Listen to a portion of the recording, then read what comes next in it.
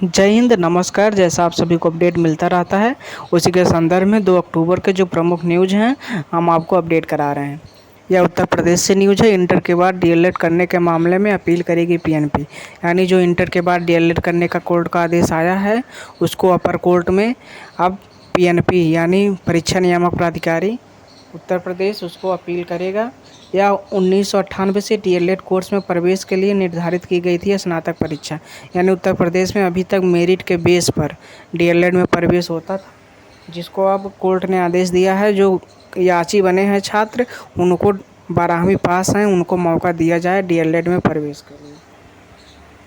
जैसा कोर्ट ने नोटिस जारी किया है कि डीएलएड के 2 वर्षीय कोर्स के लिए पीएनपी 11 सितंबर को नोटिस जारी किया है और इसके लिए यूपी डीएलएड की वेबसाइट पर 18 सितंबर से आवेदन लिए जा रहे हैं और 9 अक्टूबर तक लास्ट डेट है आवेदन करने का। उसके बाद मेरिट आधार पर चयन होना है। चयनितों को 67 सरकारी कॉलेज यानी जो डाइट हैं आपके, और निजी जो हैं 2900 निजी कॉलेज में प्रवेश मिलना है। इसमें करीब 2 लाख सवा 2 लाख सीटें हैं और यह 2 वर्षीय कोर्स है। और उत्तर प्रदेश में 2019 के बाद से प्राइमरी शिक्षक भर्ती नहीं आई है, इसलिए यहाँ की जो सीटें हैं वो भी खाली जा रही हैं। इसका पहले नाम बीटीसी था, बीटीसी से अब डीएलएड कर दिया गया है।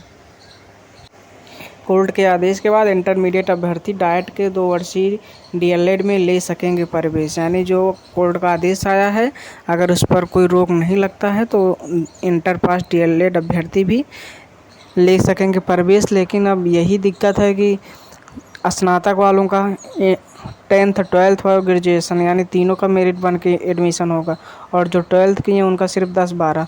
तो किस बेस पे भर्ती होगी, क्या प्रक्रिया होगी, क्या इसमें चेंज करें पीएनपी, वो खुद कंफ्यूज है। और उन्होंने कहा भी है कि यह चयन प्रक्रिया शुरू हो गई है।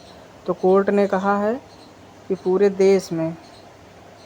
देश में जो डीएलएड की चयन प्रक्रिया वो इंटर पास ही है, यानी इंटर के बाद कर सकते हैं। तो आप इसको दो रहिए यानी यहाँ पर क्यों नहीं लागू कर रहे हैं। जिसमें कोर्ट ने ये भी कहा है कि 26 जुलाई को ही याचिका दाखिल कर दी गई थी और आपका जो फार्म भरा जा रहा है यह आपका 18 सितंबर से फिल हो रहा है। यानी याचिका 26 जुलाई को दाखिल की गई है और आपका फॉर्म 18 सितंबर से 12 दिसंबर तक चलेगा। यानी 18 सितंबर से फॉर्म फिल हो रहा है, 9 अक्टूबर लास्ट डेट है, 12 दिसंबर तक काउंसलिंग चलनी है। तो कोर्ट का कहना है कि जो इंटर पास अभ्यर्थी 2 याचिका दाखिल की उनको मौका दिया जाए। इसमें पाठ्यक्रम में 50% अंक के साथ इंटरमीडिएट उत्तीर्ण हो उनको मौका दिया जाए। अब इसमें मेरिट का मैटर है कि कैसे बनाते हैं। जो ग्रेजुएशन पास हैं, जो इंटर पास हैं, फ़िलहाल अभी साइट पे नहीं ओपन किया गया है इंटर वालों के लिए, और पीएनपी फिर से कोर्ट में जाने के लिए अपना जो उनका संवैधानिक है अधिकार है या जो उनको अपडेट है कानूनी विधिक राय वो ले रहे हैं। बाकी जो भी अपडेट होगा आप सभी को दे दिया जाएगा। ये रुहेलखंड यूनिवर्सिटी से निकल कर आया है न्यूज़। परीक्षा नियंत्रक को घेरा 42 विद्यार्थियों की अनुपस्थिति के लिए।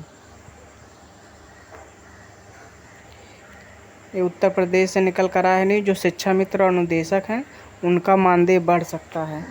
उत्तर प्रदेश में अभी फ़िलहाल 1,42,000 के लगभग यानी करीब 1.5 लाख के लगभग शिक्षा मित्र हैं और 25,000 के लगभग अनुदेशक कार्यरत हैं और उनका मानदेय बढ़ाया जा सकता है। ऐसा न्यूज़ निकल कर आया है, बहुत दिन से न्यूज़ निकल कर आया है। मानदेय बढ़ जाए तो ही सही है, वो भी कार्यरत हैं। और शिक्षा सेवा चयन आयोग की भर्ती बैठक परीक्षाओं पर उन्होंने चर्चा किया है।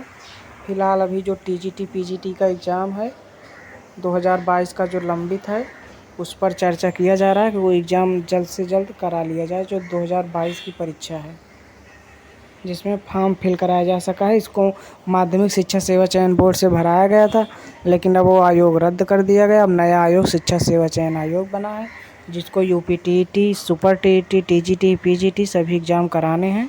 फ़िलहाल आयोग तेज़ी से कार्य कर रहा है और विमर्श भी कर रहा है। उम्मीद है कि 2025 शुरुआत या 2024 लास्ट तक एग्ज़ाम हो भी सकता है। बाकी जो अपडेट रहेगा आप सभी को TET, super TET, TGT, PGT exam मिलता रहेगा। चैनल को सब्सक्राइब कर लीजिए, शेयर कर लीजिए। हम और न्यूज़ से आपको अपडेट करा रहे हैं। प्रवक्ता भर्ती परीक्षा के लिए परीक्षा जो है 20 अक्टूबर को होना है। यह उत्तर प्रदेश प्रावैधिक शिक्षा अध्ययन सेवा परीक्षा 2021 के तहत 8 विषयों की परीक्षा होनी है, जो लखनऊ में 20 अक्टूबर को विभिन्न केंद्रों पर आयोजित किया जाएगा। ये बिहार बीपीएससी से निकल कर आया। जो पीसीएस का एग्ज़ाम है होना है वो 4 अक्टूबर से शुरू हो जाएगा। आवेदन आप कर सकते हैं। आरओ एग्ज़ाम जो 2000 फरवरी में हुआ था, अब दोबारा होना है। उसको अब 2 दिन में कराने की तैयारी चल रही है और परीक्षा केंद्र में फाइनल होने के बाद सीट मैट्रिक्स होगा तैयार। यह परीक्षा 22 दिसंबर को प्रस्तावित है और इस परीक्षा के लिए नई परीक्षा योजना तैयार की गई है। इसमें अब एसएसटी और हिंदी यानी सामान्य अध्ययन और हिंदी दोनों के 200 प्रश्न होंगे और अब एक ही पाली में यह पेपर कराया जाएगा। पहले 2 पालियों में होता था, एक पाली में हिंदी होता था, एक में जीएस होता था।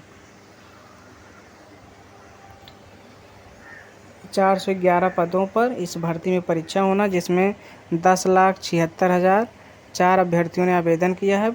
यह 11 फरवरी को पेपर हो चुका है, लेकिन लीक के कारण रद्द कर दिया गया था। पैटर्न बदले से 1.5 दिन में होगी प्रारंभिक परीक्षा आरओ की, यानी जो पहले पैटर्न था वह बदल दिया गया है और अब इसको एग्ज़ाम 1.5 दिन यानी 3 पालियों में कराने का प्लानिंग आयोग का चल रहा है।